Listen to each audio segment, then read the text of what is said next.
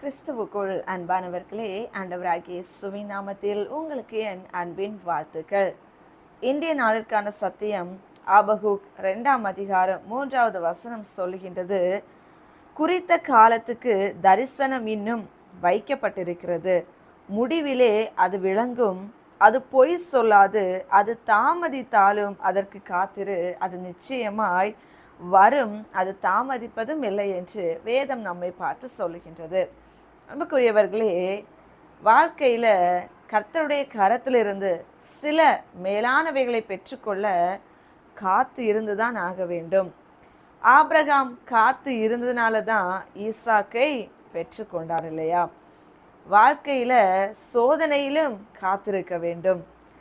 யோசேப்பு காத்திருந்ததுனால தான் அந்த சோதனையை ஜெயித்து அரியணையில் உட்கார முடிந்தது தானே.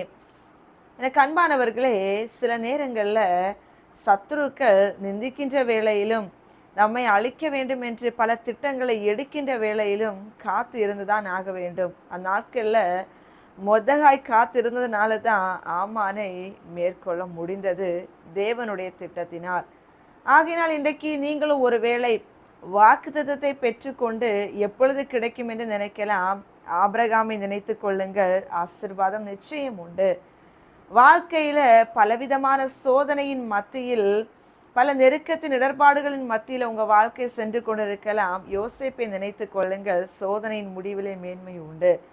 சத்துருக்களினால் நெருக்கப்பட்டு பலவிதமான போராட்டங்களுக்கு உட்படுத்தப்பட்டு, என்னதான் எனக்கு இப்பேற்பட்ட ஒரு சோதனை இருக்கிறது, எனக்கு என்ன முடிவு என்று எதிர்பார்த்திருந்தீங்கன்னா பொறுத்து கொள்ளுங்க. மொர்தெகாயை போல சகித்து கொண்டு காத்திருங்க.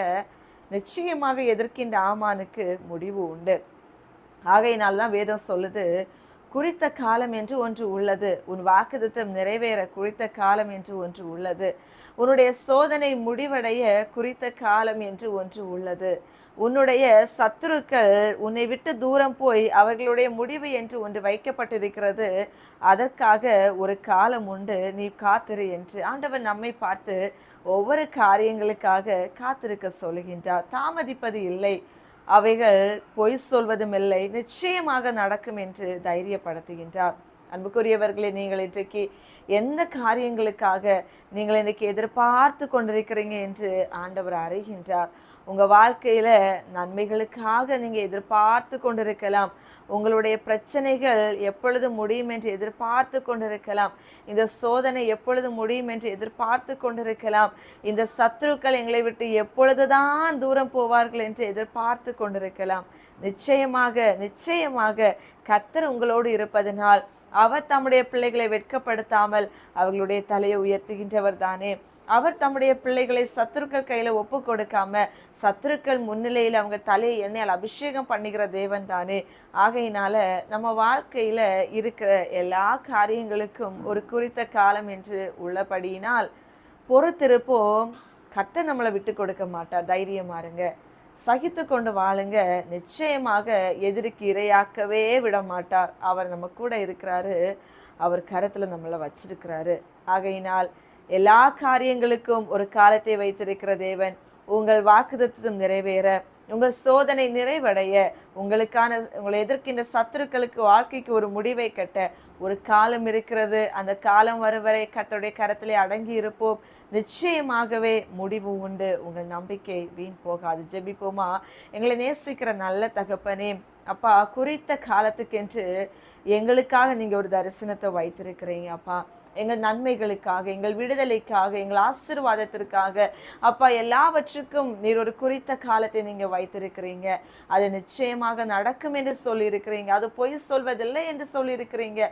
தாமதித்தாலும் காத்திரு, ஆனாலும் அது தாமதிப்பதில்லை என்று எங்களை தைரியப்படுத்துறீங்க ராஜா. ஆவியானவரே, அந்த வார்த்தைகளுக்கு எங்களை ஒப்பு கொடுக்கின்றோம், அந்த வார்த்தைகளுக்கு எங்களை அர்ப்பணிக்கின்றோம், அந்த வார்த்தைகள் கிரியை செய்யும்படி எங்களை நாங்கள் வெறுமையாக்கி தாழ்த்துகின்றோம்.